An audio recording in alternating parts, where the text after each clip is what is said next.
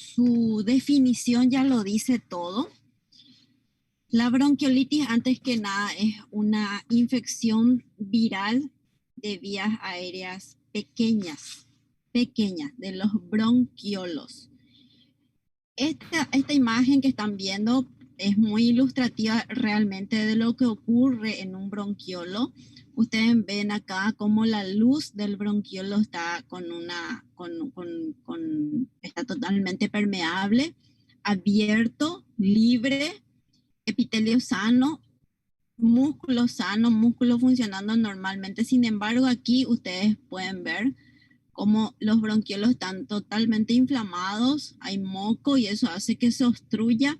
Y cuando se obstruye un bronquiolo o un bronquio, es lo que eso se traduce semiológicamente como sibilancias y todo lo que acarrea dificultad respiratoria. Si eso empeora, ustedes van a ver la cianosis, retracción costal, etcétera, etcétera.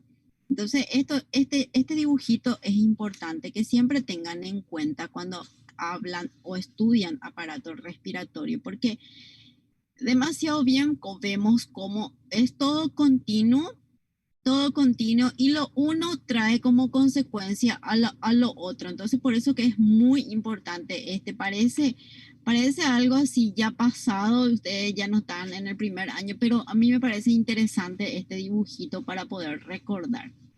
Entonces, ¿qué es la bronquiolitis? Como bien lo dice, es el primer episodio de sibilancias, primer episodio, con una infección respiratoria vírica en niños menores de 2 años. O sea, para hablar de bronquiolitis, yo tengo que tener un niño hasta 2 años. Yo no puedo hablar de bronquiolitis en un niño de 3 años. Eso, por favor, que les quede claro. Tiene que ser precedido de un cuadro viral, rinorrea, febrícula, etcétera, con su primer episodio de sibilancias. Si este niño está con un cuadro viral y posteriormente empieza con sibilancias, pero no es la primera vez que tiene sibilancia, entonces eso ya no es bronquiolitis. Eso es lo que quiero que les quede bien claro.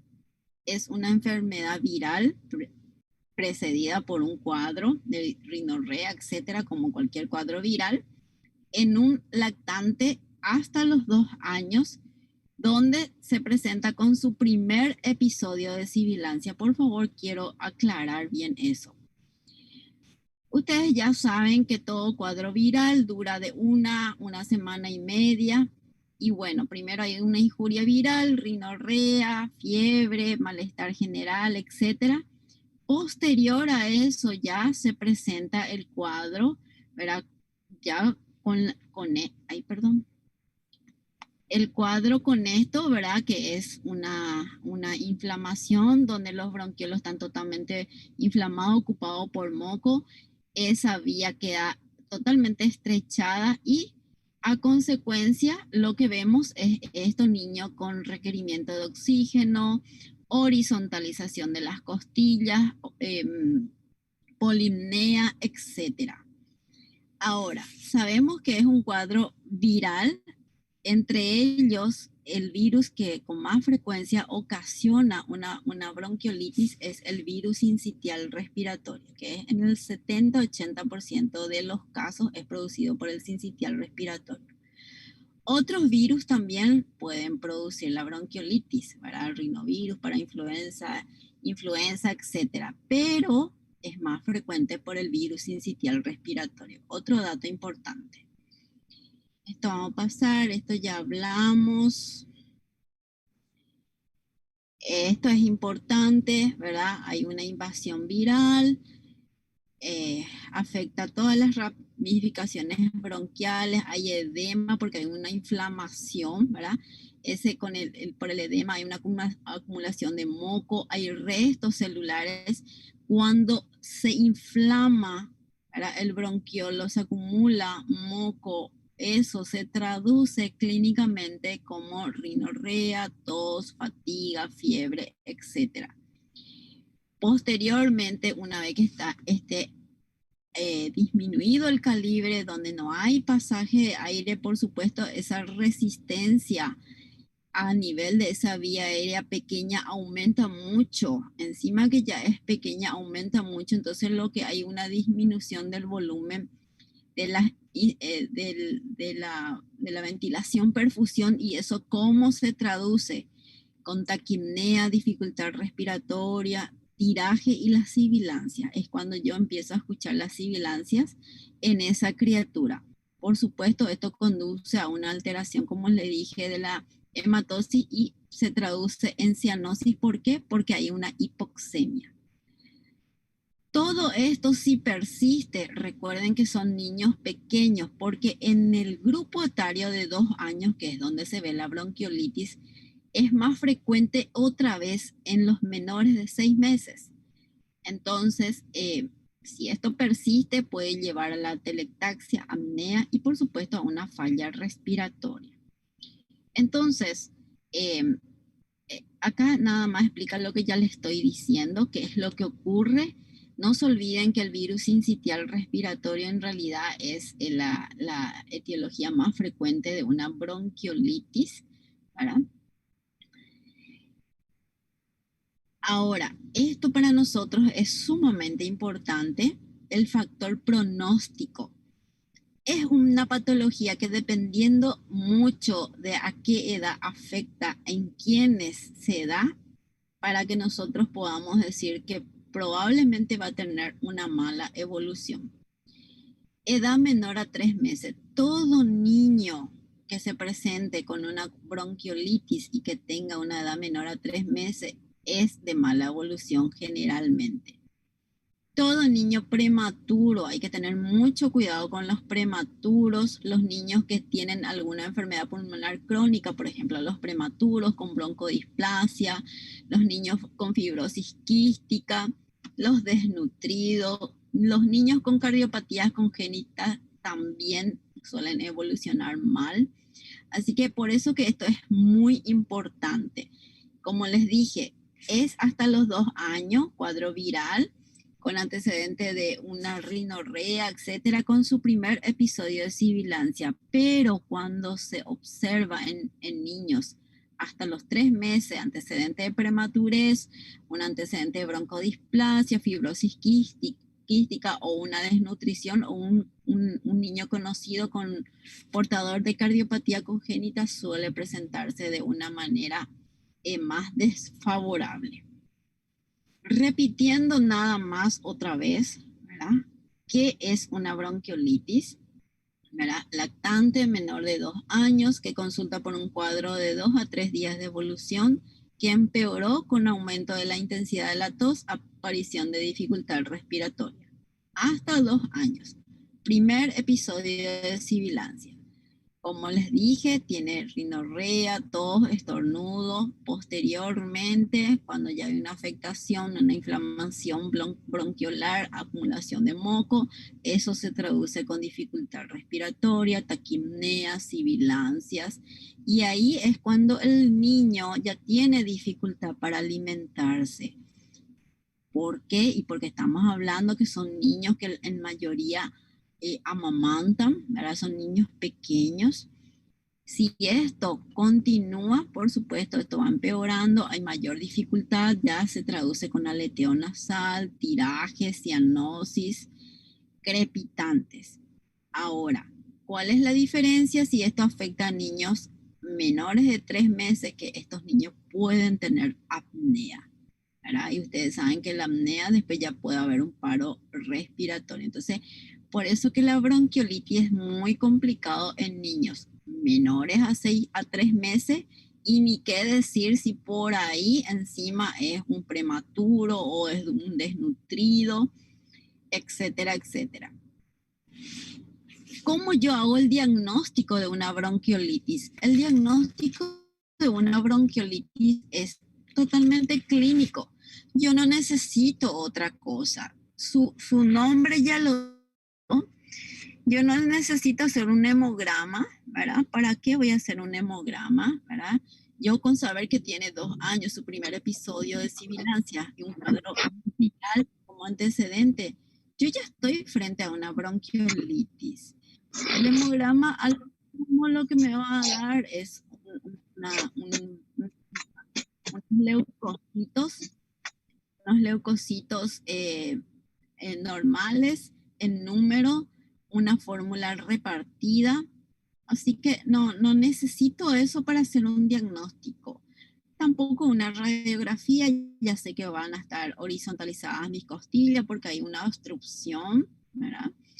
Ahora, el hisopado nasal. El hisopado nasal no es que yo hago para diagnosticar la bronquiolitis. En realidad, el hisopado nasal lo que me sirve es para saber a qué virus está causado por virus sincitial, o por influenza, o por adenovirus, etc. O sea que es más estadístico que otra cosa.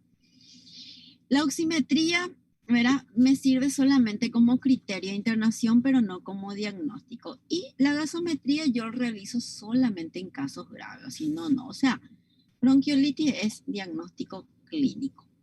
¿Y con qué yo tengo que hacer mi diagnóstico diferencial de una bronquiolitis? Y con todas las patologías que se presentan con sibilancia en un niño menor a 2 años, con cualquier patología. ¿Por qué reflujo gastroesofágico? Y porque hay niños que vomitan mucho y microaspiran, y eso también produce sibilancia. Pero ¿cuál es la diferencia? Primero, que son sibilancias a repetición, no es su primer episodio, no estuvo con antecedente de rinorrea, o sea, hay una diferencia también. Entonces, estas cosas es lo que yo quiero que ustedes entiendan. Y esto sí es muy importante, no toda bronquiolitis se interna, no toda bronquiolitis se interna, ¿verdad? Nosotros vemos la gravedad de la bronquiolitis con la escala de Tal, y si esas escalas tienen que estar pegadas, ¿verdad?, en las urgencias, porque no es que nosotros nos vamos a recordar de todas las escalas, son varias escalas, ¿verdad? Entonces llega el paciente, yo le puntúo a ese paciente. Si tiene una escala de Tal igual o mayor a 6, se interna. Si ese niño está saturando menor a 92% con oxígeno ambiental, se interna. Si ese niño tiene mucha dificultad para alimentarse, no está pudiendo mamar o vomita, se interna. Si ese niño tiene algún factor de riesgo como desnutrición, prematurez, menor a 3 meses, se interna. Cardiopatía congénita, se interna. Y dificultad para el traslado, esto se refiere a que, por ejemplo, si el niño vive muy lejos, yo tengo que pedirle a la mamá que le traiga otra vez en 24 o 48 horas para un control, y yo sé muy bien que no va a venir porque tiene una dificultad para venir al hospital, apenas ya llegó porque no tiene medios, no tiene para su pasaje, vive lejos, etcétera, etcétera. Entonces, también es un motivo de internar una bronquiolitis. Ahora, ¿en qué caso ya yo tengo que internar a un niño en una unidad de cuidados intensivos? Cuando mi saturación ya es menor a 90, pero el niño ya con oxigenoterapia. O sea, no como el criterio de internación a sala, que es menor al 92, pero con oxígeno ambiental. Obviamente, si ese niño empeora su dificultad respiratoria, si ya tiene signos de fatiga, o sea, tiene un tiraje universal, tiene mucho aleteo nasal, mucha cianosis, eso ya obviamente está hipoxémico, en ese caso tiene que pasar a una terapia. O si el niño empieza a hacer apneas. Entonces, estos son motivos para internar sí o sí a una criatura ya en una unidad de cuidados intensivos.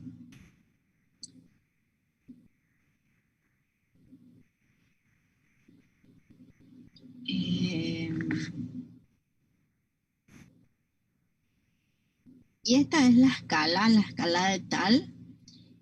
Acá lo que nosotros vemos, puntuamos, es presencia de sibilancias, de retracciones y de cianosis. Como ven, Leve menor a 5, moderado de 5 a 8 y grave de 9 a 12. Entonces, esta es la escala que nosotros miramos y que tenemos que tener en una urgencia pediátrica, en cualquier urgencia pediátrica.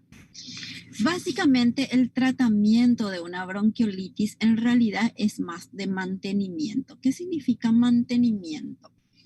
Que no hay una medicación exclusiva para dar a una bronquiolitis, ni hacer porque recuerden que es un cuadro viral y que es lo que más, ¿por qué yo le interno a un paciente? Justamente por su dificultad respiratoria.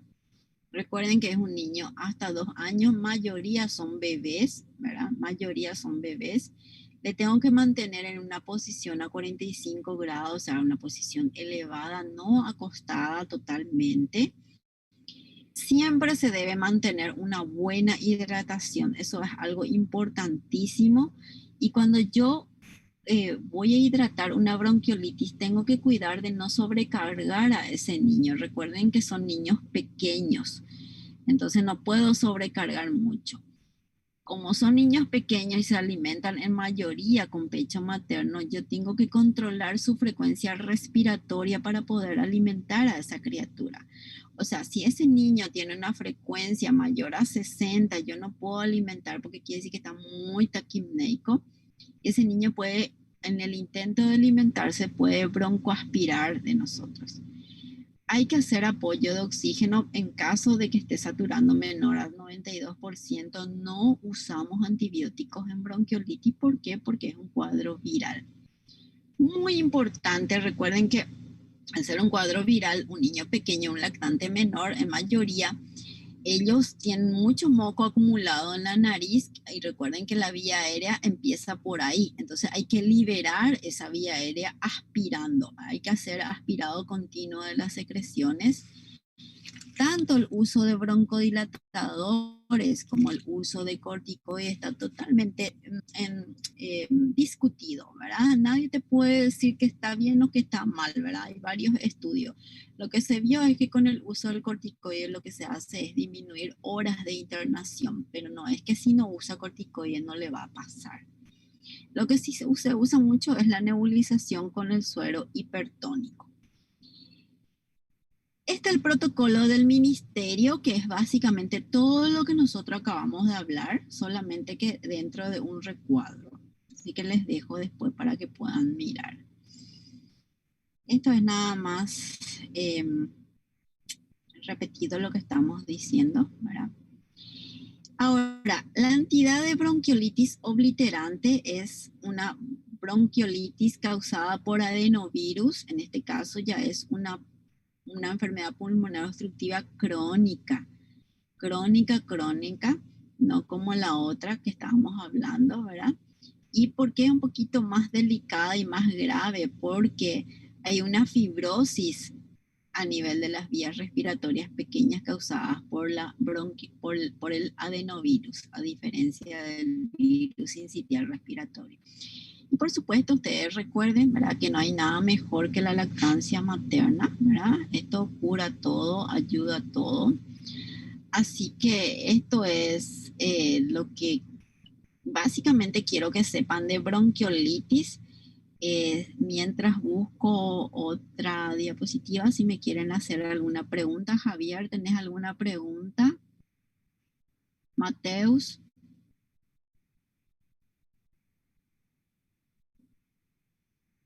Doctora. Nada, doctora.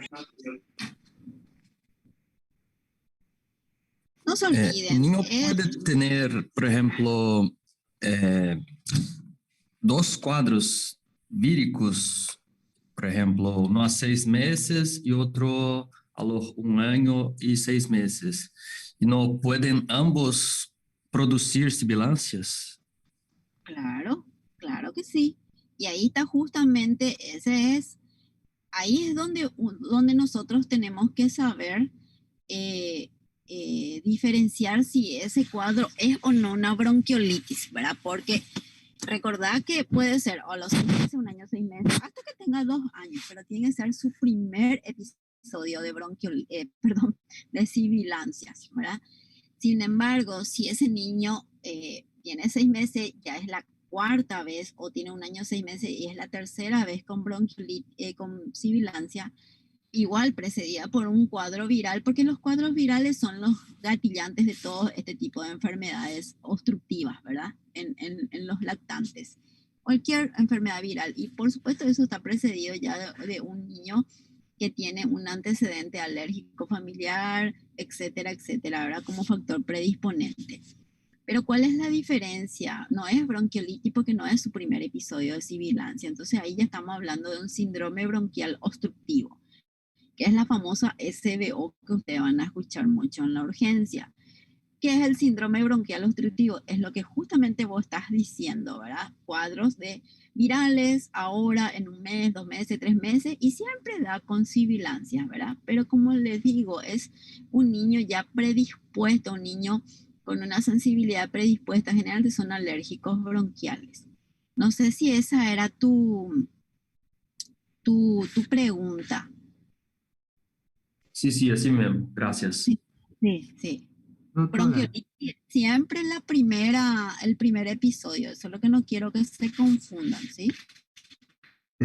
doctora, e se eu tenho um primeiro episódio de sibilância precedido por um vírus, só que o paciente tiene dos meses e meio, por exemplo, ¿en qué Es pienso? una bronquiolitis. Es una bronquiolitis. Cualquier virus te puede dar, solamente que nosotros estamos hablando nomás, ¿verdad? De que es más frecuente por el virus sincitial respiratorio. Pero vamos a suponer que estemos en una época donde viste que hay temporadas que hay mucha influenza, por ejemplo, ¿verdad? Hay temporadas que hay mucha influenza, entonces nosotros ahí vemos más bronquiolitis por influenza, ¿entendés? No es que solamente es por virus sincitial respiratorio, ¿verdad? Puede ser por cualquier virus en realidad. Entendi. Y todos te dan la misma sintomatología y semiología, ¿verdad? ¿Y por qué es más frecuente por el virus sincitial respiratorio? Porque el virus sincitial respiratorio tiene una adherencia, una adhesión mayor a nivel del epitelio de esa zona. Por eso nomás es más frecuente el virus sincitial. Pero no quiere decir que no haya otros virus ahí presentes.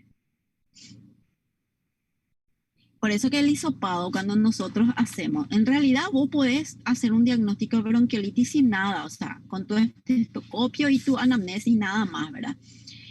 El hisopado hacemos en realidad es más para una cuestión de estadística, ¿verdad? Para saber cuál fue tu virus más frecuente en tu servicio, por ejemplo, ¿verdad? Pero no, eso no cambia nada, ¿verdad? No cambia tu conducta ni no cambia tu diagnóstico que te venga, por ejemplo, un sincitial, una influenza, un adenovirus, etcétera, etcétera. ¿Está bien?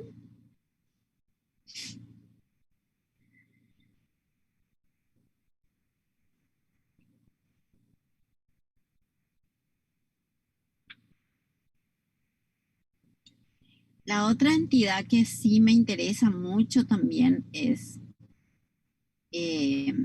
la laringitis, ¿verdad? La laringitis aguda también es una patología muy, pero muy frecuente en pediatría. Asusta un poco a veces, ¿verdad? Cuando estamos frente a una laringitis, porque asusta justamente por la triada clásica que presenta la laringitis, ¿sí?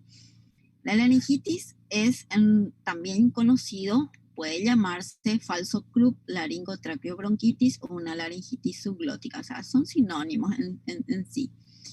¿Y cuál es la triada de una laringitis y que es la que a nosotros nos asusta? Pero también, al igual que la bronquiolitis, es lo que nos da el diagnóstico. También es totalmente clínico. La tos perruna, la tos de perro que decimos, la afonía y un estridor con un predominio inspiratorio. Y después ya puede haber o no dificultad respiratoria. Pero la triada es tos perruna, afonía y un estridor, que es bastante característico, ¿verdad? Entonces, esto, por ejemplo, es totalmente clínico y también la laringitis es un cuadro viral y en este caso causado más frecuentemente por la parainfluenza 1. Tampoco no quiere decir que solamente es por eso. Sí, o sea, el croup, la laringitis se puede llamar también croup. Falso croup, porque el croup es otra cosa, el croup ya es una cosa más, pero puede llamarse falso croup o una tos croup, o una laringotraqueobronquitis, una laringitis subglótica. Nosotros lo llamamos más normalmente y comúnmente como laringitis aguda. ¿Y qué es lo que ocurre, verdad? En una laringitis hay un edema también de la mucosa y de la submucosa, de la parte subglótica de esa vía aérea. Recuerden que es mucho más estrecha en el niño, ¿verdad? La laringe en el adulto tiene una forma cilíndrica, sin embargo, la laringe en el niño tiene una forma de embudo. Entonces, eso de por sí ya hace que sea más estrecha de lo normal. Y una vez que haya una injuria viral, entonces eso produce un edema, acumulación de moco y por supuesto esa vía aérea se estrecha aún más, ¿verdad? Y eso es lo que produce esa disminución de la luz y se traduce, ¿verdad? Con esa tos perruna, esa afonía y ese estridor al intentar, a la inspiración es cuando más se escucha. Como dice ahí al inicio, esta obstrucción puede compensarse con taquipnea, ¿verdad? ¿Por qué? Porque está obstruido, el niño empieza a respirar un poquito más rápido para tratar de meter más aire, ¿verdad? Que apenas pasa por esa vía aérea muy obstruida, muy cerrada. Si eso aumenta, obviamente tiene más dificultad respiratoria, ahí ya empieza a haber tiraje, todo lo que sabemos cuando hay un aumento de la luz a nivel de vía aérea, hay un aumento y eso hace que el niño compensatoriamente tenga una taquipnea, hay una fatiga muscular posterior y llega a la dificultad respiratoria extrema con una insuficiencia respiratoria. Se agota el niño. Bueno, esto es nada más la inflamación. Esto sí me gustaría que escuchen porque es así. Así mismo se escucha la laringitis en una urgencia, pero ni más ni menos.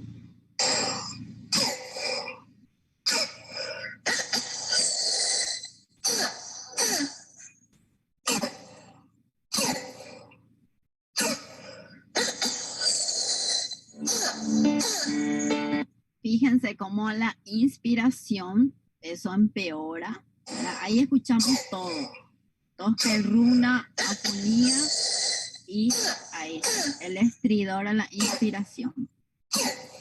Esa es la triada, la tos del cuerpo. Como ya hablamos, ¿verdad? Es una afección cuyo diagnóstico es totalmente clínico. Más frecuentemente en varones se ve en la edad de 6 meses a 4 años. Recuerden siempre ustedes que menores de 5 años, la mayoría de las patologías respiratorias son de causa viral.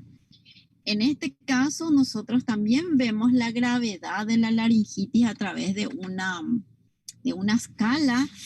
Para la laringitis usamos el score de Tauchin, ¿verdad? Que es de 0 a 6. Vamos a ver si acá está.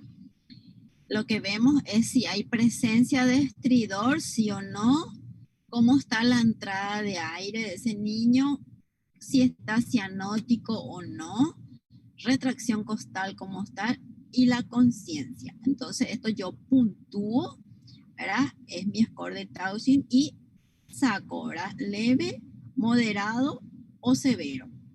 Entonces, esta es la puntuación que yo le doy a la laringitis. Ahora, el diagnóstico diferencial obviamente va a ser con todas las entidades que te producen esa tos perruna, ¿verdad?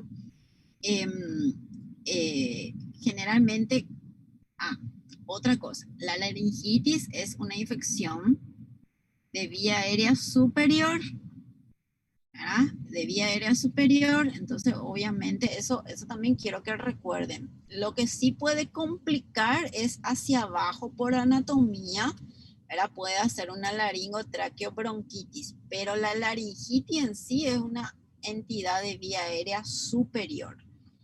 Puedo hacer diagnóstico diferencial con las demás patologías que también presentan cierta similitud en cuanto a la semiología, como una epiglotitis, una traqueitis, los abscesos retrofaringios y la aspiración de cuerpo extraño. En realidad, la aspiración de cuerpo extraño es lo que más te da así semiológicamente algo parecido, pero semiológicamente, pero ¿cómo yo hago ese diagnóstico diferencial? Y con la anamnesis.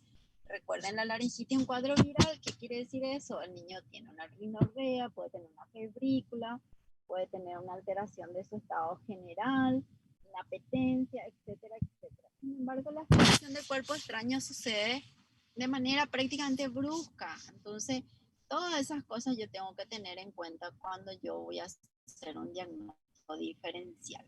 Bueno. Y el esquema de tratamiento, ¿verdad? El esquema de tratamiento, nosotros hacemos los tratamientos de rescates,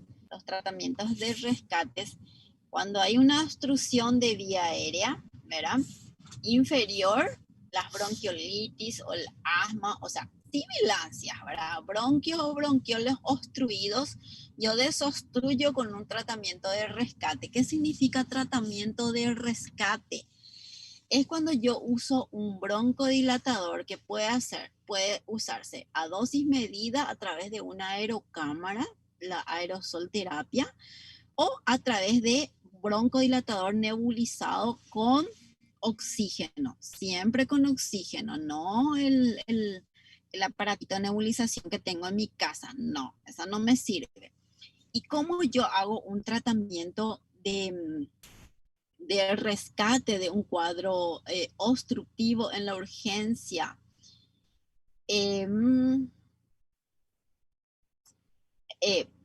No sé si ustedes conocen no sé si conocen la aerocámara, ¿verdad? Seguramente que sí, al haber gente que tiene ese problema de asma o algo así. Entonces, lo que yo hago es, hago 2 disparos, 3, 4, 5 inclusive de un broncodilatador, normalmente salbutamol. Vamos por 2 disparos, ¿verdad? 2 disparos, espero 20 minutos, vuelvo a hacer 2 disparos, espero 20 minutos, vuelvo a hacer 2 disparos y ahí completo 3 veces. Eso es un rescate y termino con una dosis de un corticoide, que suele ser, nosotros lo que más usamos es la dexametasona, ¿verdad? A dosis única. Eso es un rescate. Yo también puedo hacer ese rescate, puedo hacer con broncodilatador nebulizado con oxígeno. ¿Cuál puede ser mi broncodilatador nebulizado? Puede ser un salbutamol, bromuro hipatropio o puede ser una adrenalina. Bueno, ¿qué es lo que quiero que aprendan acá? Para la bronquiolitis, en realidad tiene que estar muy obstruido para hacer el rescate, o si no, no se usa. Pero para las SBO, justamente lo que estaba diciendo el compañero, los cuadros bronquiales obstructivos a repetición, ¿verdad? Cuando se presentan en la urgencia, o los cuadros asmáticos, las crisis asmáticas, cuando vienen muy obstruidos, yo hago este rescate. ¿En qué caso yo uso adrenalina en la laringitis? Nosotros usamos adrenalina del rescate solamente en la laringitis. Entonces yo nebulizo adrenalina con oxígeno la misma manera, 3 veces cada 20 minutos y al término le hago una dosis de un corticoide. ¿En qué caso yo uso adrenalina en un asma? Cuando ya le hice su rescate con un salbutamol, bromuro hipatropio y no está mejorando, o cuando me llega el paciente demasiado mal, demasiado obstruido, ahí puedo usar adrenalina, pero no uso adrenalina usualmente con las otras patologías. Eso es lo que quiero que entiendan, ¿verdad? Adrenalina nosotros usamos con las laringitis y los corticoides usamos a una dosis. Y ahí como están viendo el esquema, ¿verdad? Mejora o no mejora, de acuerdo a eso uno va siguiendo. Entonces, eso es algo que quiero que aprendan y que aprendan bien, ¿verdad? De hecho, que después cuando pasen por las urgencias van a saber de memoria, pero quiero que entiendan cuando escuchen la palabra rescate, qué significa el rescate. Eso es lo que quiero que entiendan bien. La laringitis es muy corto, ¿verdad? Es muy corto, es muy frecuente, pero me gustaría que aprendan y que entiendan, sobre todo, ¿por qué? Porque te llega el niño muy obstruido y yo quiero que ustedes aprendan a saber desobstruir un cuadro con sibilancia, un cuadro que sepan diferenciar también si es una sibilancia, puede ser una bronquiolitis, un síndrome bronquial obstructivo, puede ser una crisis asmática. ¿Cómo voy a diferenciar? Y no es difícil. Bronquiolitis hasta los 2 años precedido de un cuadro viral. La rinorrea puede tener o no fiebre, febrícula. Primer episodio. Síndrome bronquial obstructivo son varios cuadros virales a repetición y siempre está con su chillido. Crisis asmática ya saben, ¿verdad? Cómo se presenta. Ahora, cuando es una laringitis, me viene con su triada, ¿verdad? Su tos perruna, mi estridor y mi afonía. ¿Qué es lo que más puede parecer una laringitis? ¿Cómo es? Una obstrucción por un cuerpo extraño, ¿verdad? Una ingesta de cuerpo extraño es lo que más puede parecer, pero cuando yo le hago la anamnesis también hay una diferencia. ¿Cómo yo hago, cómo desobstruyo una vía aérea, ¿verdad? Inferior, en este caso, bronquiolitis, asma o un síndrome bronquial obstructivo? Como le dije, bronquiolitis solamente si es muy grave, o si no, no. ¿Verdad? Se hace un rescate que puede ser con un salbutamol inhalado 3 veces cada 20 minutos, al término una dexametasona, una dosis única. O hago un broncodilatador que puede ser salbutamol, bromuro hipatropio o adrenalina, pero la adrenalina uso normalmente solamente para la laringitis. Hago 3 veces cada 20 minutos con oxígeno, nebulización con oxígeno y una dosis de dexametasona. Eso se llama un rescate.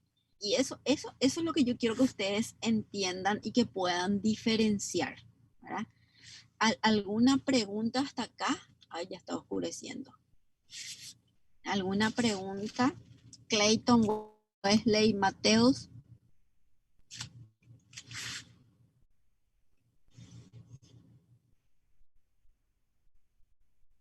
Martín, ¿te quedó claro? Sí, quedó claro, quedó claro. ¿Alguna pregunta para diferenciar esto?